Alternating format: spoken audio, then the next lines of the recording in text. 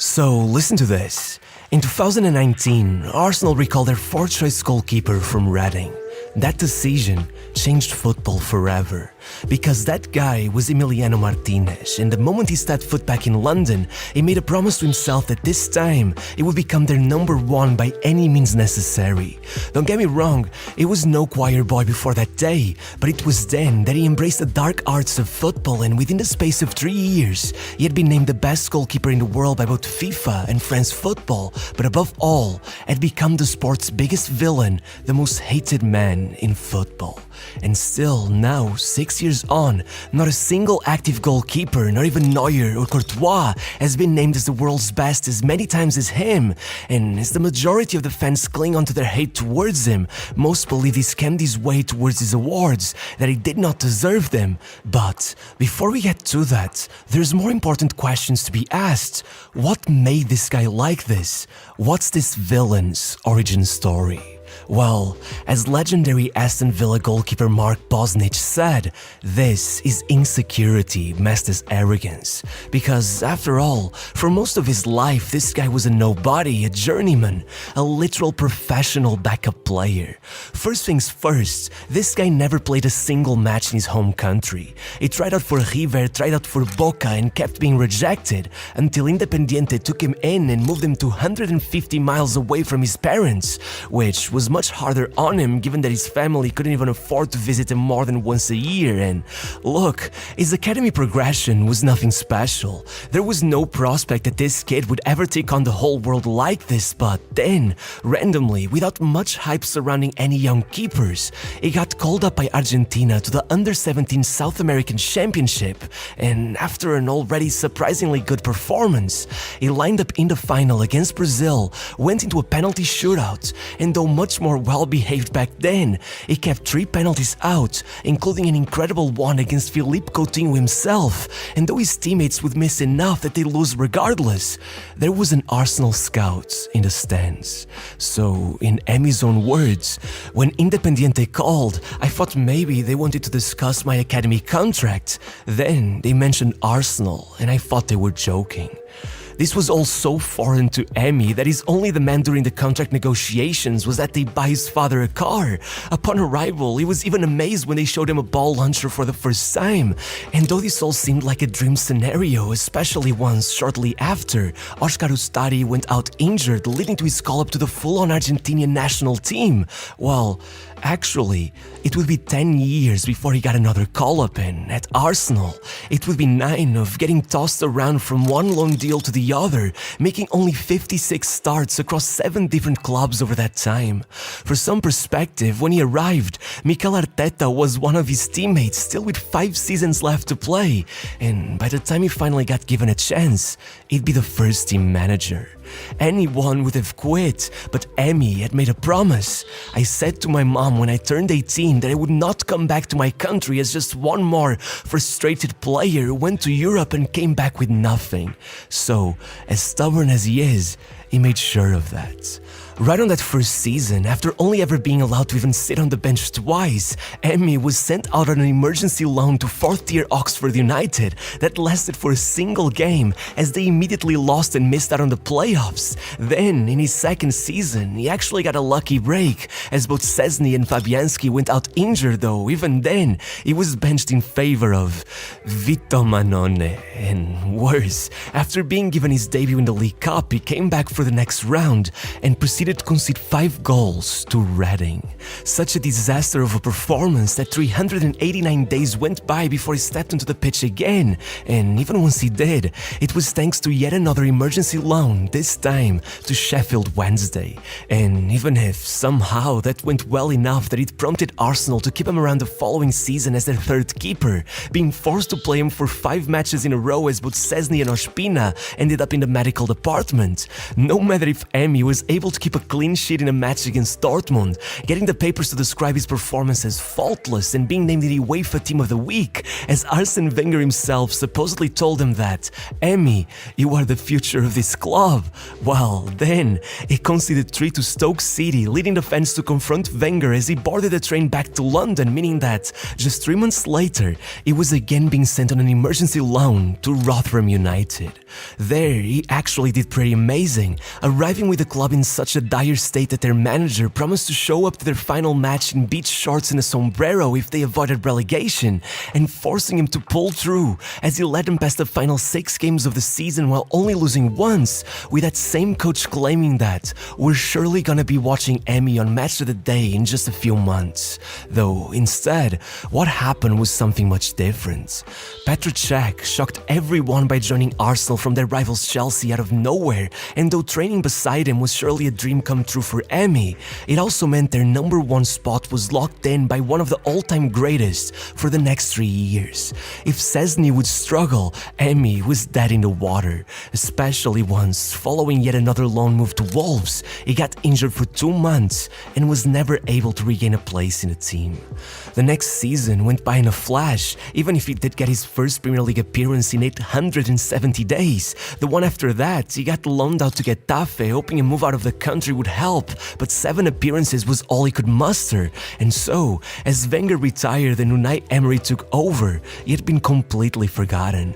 So much that even with Szczesny and Ospina gone, one of Emery's first moves was to bring in goalkeeper Bernd Leno for a club record 22 million euros, lining him up to be Cech's replacement before Emmy ever got a chance. Matter of fact, that's precisely when his final loan came. But though a lot of people like to romanticize that stint at Reading, saying it was what gave him the confidence to tell Arsenal that he refused to ever be loaned out again, well, though he did play well, that wasn't why. The real problem was Leno. People almost forget it now, but in his debut season, he was rivaling Aubameyang for the Player of the Season award.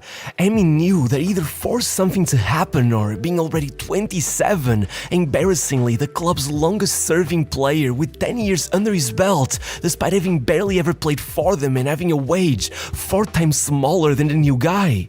It was time to pull the trigger and just leave. Still, Emery barely budged. Sure, he played him in most cup matches, but ended Leno a complete monopoly over the league, and as much as that warranted Emmy a place in the national team's bench for a couple friendlies, it was clear he wasn't satisfied, especially once his old teammate Mikel Arteta took over and nothing changed. But then came the pandemic. Football was shut down, and barely 2 hours of game time into its return, Leno went down with a horrific ACL injury. Now, there was no choice. Until the end of the season, they would have to make Emmy their number 1, and so, that same day, he made his first Premier League appearance in 1,167 days, and was good enough that by the end of the league season, yet Arsenal legend Ian Wright already claiming that people at the club had told me he was good, but I never thought they meant this good. I don't see why he'd ever be okay with being number 2 again. Add to that one more memorable display in the FA Cup final against Chelsea that meant that, in great part, the ugly duckling of Arsenal's squad had brought them their first and to this day only major title of the post-Wenger era, and as he went up to that post-match interview barely speaking as he choked back tears, his market value had risen from 2.8 to 12 million, meaning that, ironically, Ian Wright was right. Before preseason even ended, the final ultimatum had already been set down. I won't stop until I get that, and if I don't play for Arsenal, then clearly I'll move on.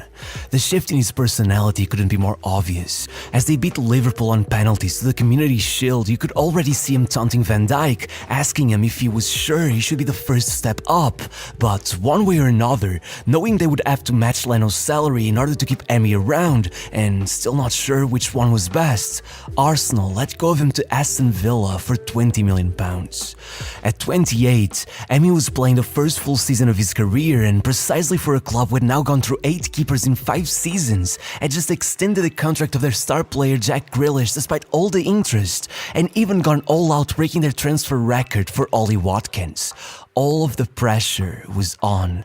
Yet, right on his debut, he saved the penalty to clutch the 3 points, and in the space of a few months, he had become a fan favorite, ranking among the very top of the league for any shot-stopping metric, leading them to their best finish in a decade as he broke Brad Friedel's record for the most clean sheets in a Premier League season and got named Player of the Year, all while addressing his sudden rise in notoriety by claiming that people remember the end of the film, not the beginning, and the best is still to come. Especially since, in the same manner as it had happened with Aston Villa, he was now taking over for a national team who, despite boasting some of the greatest ever amongst its ranks, with Lionel Messi himself captaining them, had not won a trophy since 1993, repeatedly losing their best ever chances through penalty shootouts, until Emiliano Martínez arrived. Right at that summer's Copa America, it happened.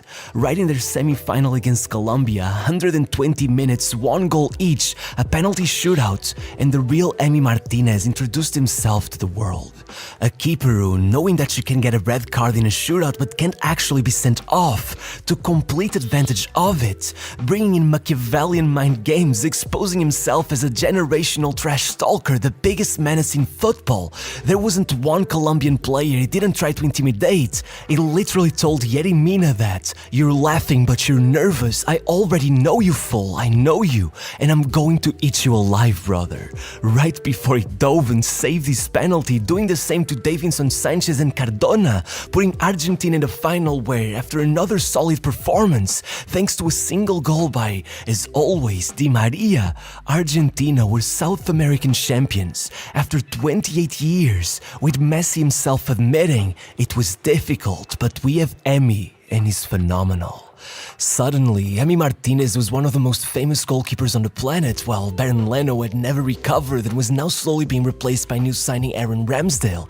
In the first month of the season, Emmy was already bringing those same tactics into the Premier League, taunting Bruno Fernandes into skying his penalty. And though that club's season wasn't the most notorious, by summer he had taken the Finalissima as well, and much more importantly, midway through his 3rd season, as the Premier League was brought to a halt for an unusual Winter World Cup, Emmy was back representing Argentina, who were now getting used to winning. And though, in his own words, the first 2 shots I faced at the World Cup I let in, as they shockingly lost to Saudi Arabia, it was a wake-up call.